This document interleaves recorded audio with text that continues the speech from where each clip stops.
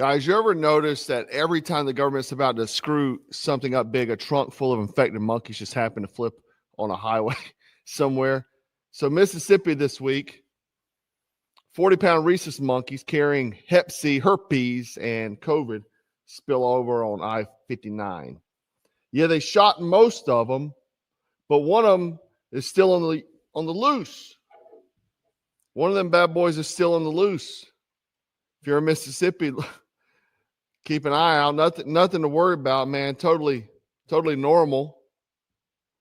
That's your warm-up act before the next global circus starts. Because while everybody's watching these monkey outbreaks, something a hell of a lot bigger is happening 7 miles off the coast of Venezuela. Now, Venezuela just accused the United States of prepping a false flag attack. This is not verified, or the CIA hasn't admitted it, right? But they say a CIA-backed cell planned to hit on U.S. Navy destroyer Gravely, okay? Then blames Caracas just to justify the invasion. Meanwhile, we have Lindsey Graham, who's never has never seen a city that he didn't want to bomb, is on camera casually admitting Trump told him that he plans to hit Venezuela and Colombia. Check it out. Trump told me yesterday that he plans to brief members of Congress about future potential military operations against Venezuela and I just don't know why South Carolina senator's always the one talking about the potential invading the country. It's always him. And you can't beat him. You can't beat this guy. He will be reelected. He wins every primary. No one can withstand him in the primary. There's a guy running right now, Mark Lynch. I highly suggest everybody go vote in the primary for him. Primaries are important because we get scumbags like this out. Now, Donald Trump is backing him ferociously, okay? This is one of Donald Trump's closest colleagues here. I have no idea why, because I thought we were going to drain the swamp, but he's promoting a swamp creature. And this is the thing. Lindsey's seat is a 6-year position, so he will still be in office after Donald Trump. And he's done nothing but want to go to war and bomb places. But Lindsey Graham is unbeatable. He is heavily tied in the military-industrial complex. That's why he's always talking wars. He's in Ukraine. He's everywhere that the potential that we can fly some jets over and drop some bombs. Colombia. So there will be a congressional briefing about a potential expanding from the sea to the land. Just to clarify, the examples you're citing also involved ground troops. You said time for Maduro to go. Yeah. That sounds a lot like. He said, yep. So Marines, get ready, leathernecks. Regime change. Are you talking about troops on He said, yeah, I did. the ground? I'll let the president speak to that. I'm talking about a briefing that would expand military operations potentially from the sea to the land. You heard the man. Trump's closest ally. He's dropping it. He's already gave the hint. Okay. And dude, every time Lindsey talks a war, man, a defense contract angel gets his bonus, right? Man, this man has got more countries on his hit list than he does on his grinder matches. And this week, U.S. warships are running joint exercise within 7 miles, Trinidad and Tobago, off Venezuelan shoreline. Maduro just activated 8 million reservists and called it an imminent conflict. Now, Donald Trump was asked directly by the press, did he put a hit out with the CIA? And this is Donald Trump's response today. Take out Maduro? Oh, I don't want to answer a question like that. That's a ridiculous question for me to be given. Not really a ridiculous question, but wouldn't it be a ridiculous question for me to answer? But I think Venezuela is feeling heat, but I think a lot of other countries are feeling heat too. We're not going to let this country, our country, be ruined because other people want to drop, as you say, their worst. They have given us their worst. They've loaded up our country with prisoners, with mentally ill people that are. Now, Donald Trump is not wrong on that. Venezuela literally emptied their prisons. There was journalists that went to the prisons. Now, the prisons are cartel ran, so they're not really like prisons. They actually look like resorts, to be honest with you. They have women's families living in there. It's almost like a compound. And you can look it up on YouTube. And so he released them to go to America. That's why we had a lot of Trinidad Arawa and these other type of Venezuelan cartels that arrived here in the States. That's not a lie. He's telling the truth on that. Now, you may ask, though, why would we want to invade Venezuela and oust Maduro? Why do they care so much about a country most Americans couldn't even find on a map? Number one, the big one, and this is what your sons and daughters will always go die for, and that's oil. Venezuelans sitting on the largest proven oil reserves on earth, bigger than Saudi Arabia, but they're not selling it in U.S. dollars anymore. That's the critical part. They're not selling in U.S. dollars. They're selling in China and Indian yuan. That's the death sentence for the petrodollar, and D.C. is not going to allow that. Lindsey Graham's backers are not going to allow that. Secondly, the position.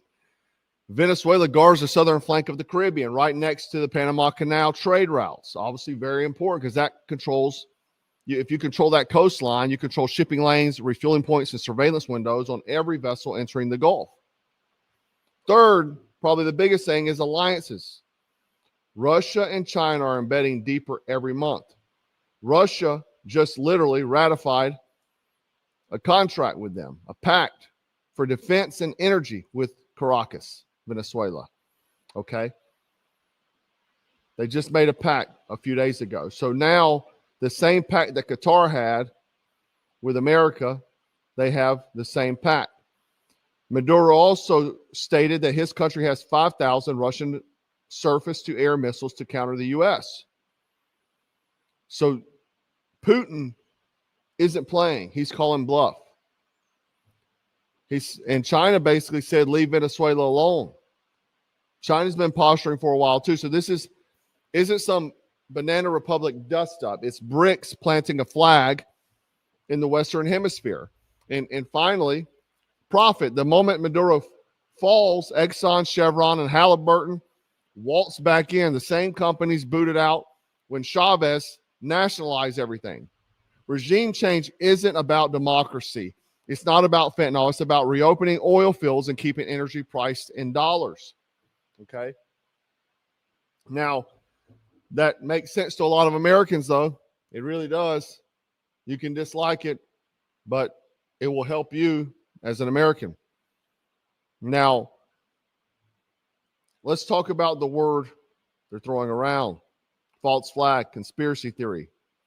No, it's called standard operating procedure. America will not say that they did this. They're not going to admit it. But I will say that Pete Hegseth just had his top-ranking members sign an NDA today about operations in the Caribbean, meaning non-disclosure agreement, not to speak about it. So my gut tells me there's probably true. And what they did was the CIA went to a group there. They planned to steal military uniforms. They planned to operate the missile system there and shoot at, maybe not hit, but shoot at the U.S. vessel. And my spidey senses tell me it's probably true because that's how America operates. They're not technically really going to send their own people down there, and there may have been embedded within there. If you remember, I believe it was 2 years ago, Joe Biden had to make a deal with Maduro to get back 2 Green Berets. 2 Green Berets went down there with locals to overthrow Maduro. They got caught, tortured, so on. It also happened a few years before that with another Green Beret. Okay, so he got caught with weapons down there. This is a play that we do. If you remember Operations Northwoods, 1962, U.S. Joint Chiefs of Staff drafted plans to bomb our own planes and cities, blame Castro, and start a war with Cuba. Then we had the famous Gulf of Tonkin. Fake radar blip sold Congress as a tax so we could justify Vietnam. And the most famous is Iraqi WMDs. We all know that fairy tale. 2 decades and millions of lives freaking later in dollars, right? Still no stockpiles. Then a notable mention, serious chemical attacks. Half the intel community whispered staged, but it didn't stop the cruise missiles. Every empire uses that tactic to create the spark, sell the lie, and call it liberation. So when Venezuela yells false flag, history says, yeah, they could have a point. The other thing is the big one is BRICS. BRICS is moving like a single organism. It's dangerous to America, Western civilization, Russia, China, India, Brazil, South Africa, and the new recruits, Iran and Venezuela. They're building trade corridors, gold-backed currencies, and we still don't know what the hell happened down there at ours because Elon and Donald said they were going down there. Then Elon was kind of booted from the team. Then they had a spiff on X and never heard about it again. But they also have defense pacts with each other while NATO builds nothing but hashtags and debt. The USS Gravely off Venezuela isn't just about narcotics interdiction, guys. It's not. It's a message. We still own this hemisphere. The problem is BRICS doesn't care anymore. They've got missiles in Caracas and pipelines in Asia. Now, back in 2016, the world feared Donald Trump. They did. In 2025, they see the truth. He's not the lion. He's the handler's pet. We've seen it. He's got handlers. He's being controlled.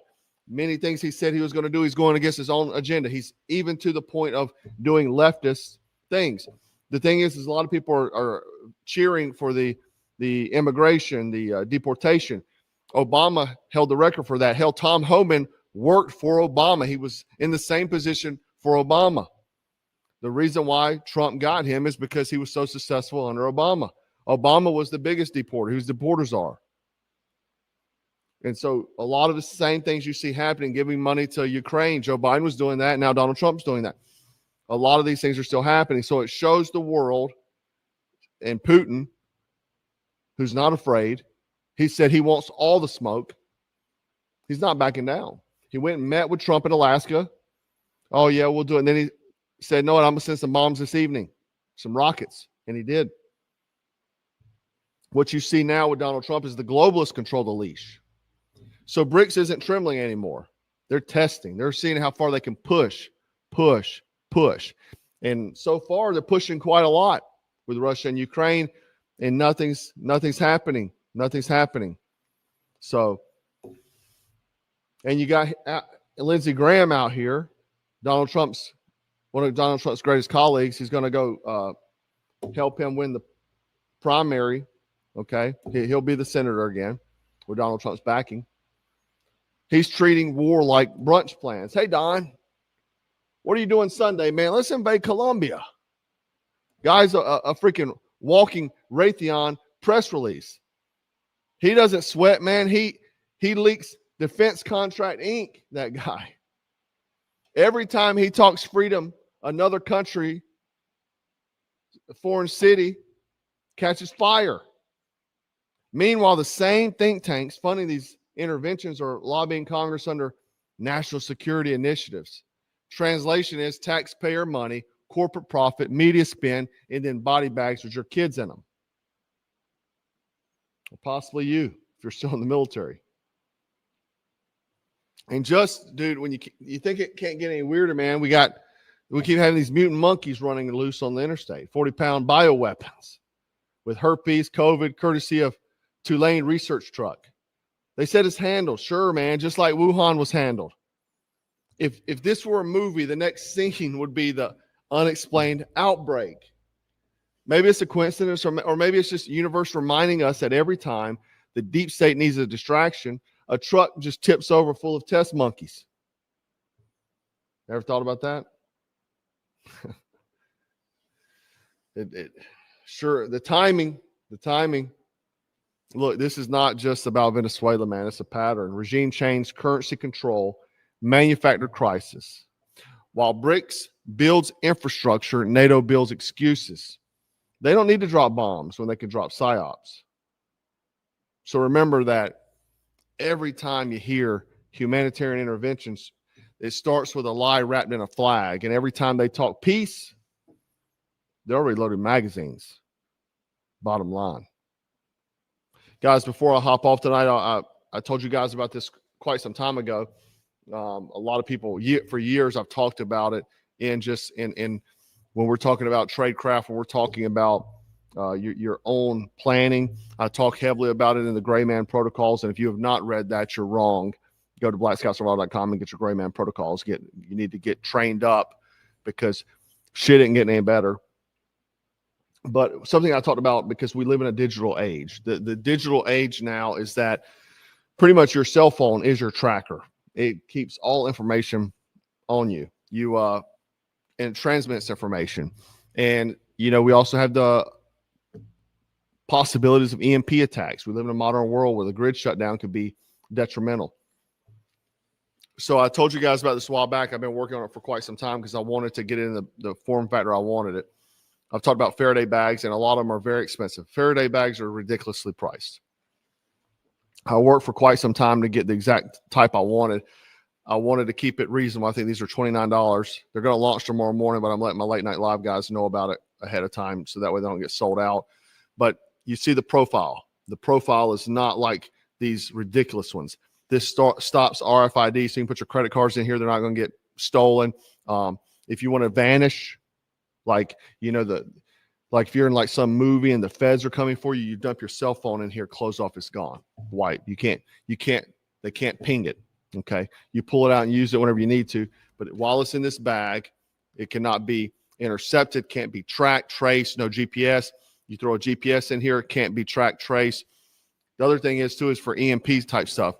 The Faraday bags I bought previously, like for my night vision, man, if an EMP hits, that's going to be the time I need night vision, and I don't need it cooked by the EMP during that time. I need to have night vision. So I made them so you can fit multiple things in here, multiple devices, GPSs, maybe your smartwatch, GPS locators, your cell phones, whatever. You can also put your night vision goggles in here. That's why I made it big enough. It's just a Velcro wrap top, roll down top, so easy to get in and out, but it's a large enough bag. And I removed all excess material and made sure that this was the working piece, so you can throw your other things in here. Maybe throw a Gray Man protocol in there, hard copy with your gear. Keep it in your pack. I keep one of these in my bag, and I have for years, just in case. You never know, man. You might wind up on a list somewhere, and you gotta vanish. You gotta go ghost. You know what I'm saying? So I keep one of these in my little